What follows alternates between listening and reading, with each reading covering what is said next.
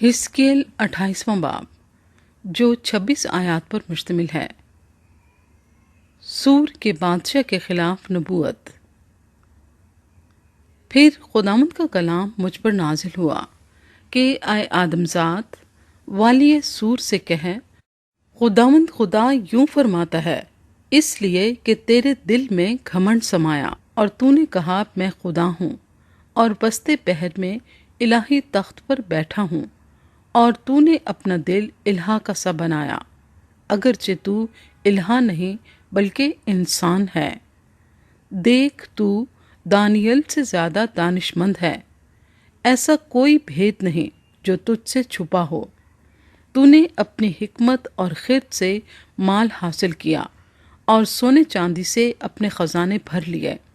تو نے اپنی بڑی حکمت سے اور اپنی سوداگری سے اپنی دولت بہت بڑھائی، اور تیرا دل تیری دولت کے باعث پھول گیا۔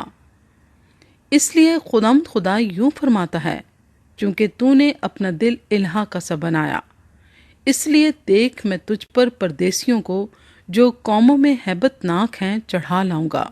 وہ تیری دانش کی خوبی کے خلاف تلوار کھینچیں گے اور تیرے جمال کو خراب کریں گے۔ وہ تجھے پاتال میں اتاریں گے اور تو ان کی موت مرے گا، جو سمندر کے وسط میں قتل ہوتے ہیں۔ کیا تو اپنے قاتل کے سامنے یوں کہے گا کہ میں الہا ہوں، حالانکہ تو اپنے قاتل کے ہاتھ میں الہا نہیں بلکہ انسان ہے۔ تو اجنبی کے ہاتھ سے نامختون کی موت مرے گا، کیونکہ میں نے فرمایا ہے، خداوند خدا فرماتا ہے۔ سور کے بادشاہ کا زوال۔ اور خداوند کا کلام مجھ پر نازل ہوا کہ اے آدم ذات، سور کے بادشاہ پر یہ نوحہ کر اور اس سے کہہ، خداوند خدا یوں فرماتا ہے کہ تو خاتم الکمال دانش سے معمور اور حسن میں کامل ہے۔ تو عدن میں باغ خدا میں رہا کرتا تھا، ہر ایک قیمتی پتھر تیری پوشش کے لیے تھا، مثلاً یاقوت سرخ اور پکھراج اور الماس اور فیروزہ اور سنگ سلیمانی اور زبرجد اور نیلم اور زمرد اور گوہر شب چراغ، اور سونے سے تجھ میں خاتم سازی اور نگینہ بندی کی صنعت تیری پیدائش ہی کے روز سے جاری رہی۔ تو ممسو کروبی تھا جو سایہ افغن تھا، اور میں نے تجھے خدا کے کوہ مقدس پر قائم کیا۔ تو وہاں آتشی پتھروں کے درمیان چلتا پھرتا تھا۔ تو اپنی پیدائش ہی کے روز سے اپنی راہ و رسم میں کامل تھا، جب تک کہ تجھ میں ناراستی نہ پائی گئی۔ تیری سوداگری کی فراوانی کے سبب سے انہوں نے تجھ میں ظلم بھی بھر دیا اور تو نے گناہ کیا، اس لیے میں نے تجھ کو خدا کے پہاڑ پر سے گندگی کی طرح پھینک دیا، اور تجھ سایہ افغن کروبی کو آتشی پتھروں کے درمیان سے فنا کر دیا۔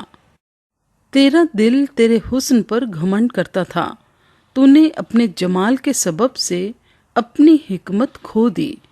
میں نے تجھے زمین پر پٹک دیا اور بادشاہوں کے سامنے رکھ دیا تاکہ وہ تجھے دیکھ لیں۔ تو نے اپنی بد کرداری کی کثرت اور اپنی سوداگری کی ناراستی سے اپنے مقدسوں کو ناپاک کیا ہے، اس لیے میں تیرے اندر سے آگ نکالوں گا جو تجھے بھسم کرے گی، اور میں تیرے سب دیکھنے والوں کی آنکھوں کے سامنے تجھے زمین پر راکھ کر دوں گا۔ قوموں کے درمیان وہ سب جو تجھ کو جانتے ہیں تجھے دیکھ کر حیران ہوں گے، تو جائے عبرت ہوگا اور باقی نہ رہے گا۔ سیدہ کے خلاف نبوت۔ پھر خداوند کا کلام مجھ پر نازل ہوا کہ اے آدم ذات، سیدہ کا رخ کر کے اس کے خلاف نبوت کر اور کہے، خداوند خدا یوں فرماتا ہے کہ دیکھ میں تیرا مخالف ہوں، اے سیدہ، اور تیرے اندر میری تمجید ہوگی، اور جب میں اس کو سزا دوں گا تو لوگ معلوم کر لیں گے کہ میں خداوند ہوں، اور اس میں میری تقدیس ہوگی۔ میں اس میں وبا بھیجوں گا اور اس کی گلیوں میں خون ریزی کروں گا، اور مقتول اس کے درمیان اس تلوار سے جو چاروں طرف سے اس پر چلے گی گریں گے، اور وہ معلوم کریں گے کہ میں خداوند ہوں۔ اسرائیل مبارک ہوگا۔ تب بنی اسرائیل کے لیے ان کی چاروں طرف کے سب لوگوں میں سے جو ان کو حقیر جانتے تھے کوئی چبھنے والا کانٹا یا دکھانے والا خار نہ رہے گا، اور وہ جانیں گے کہ خداوند خدا میں ہوں۔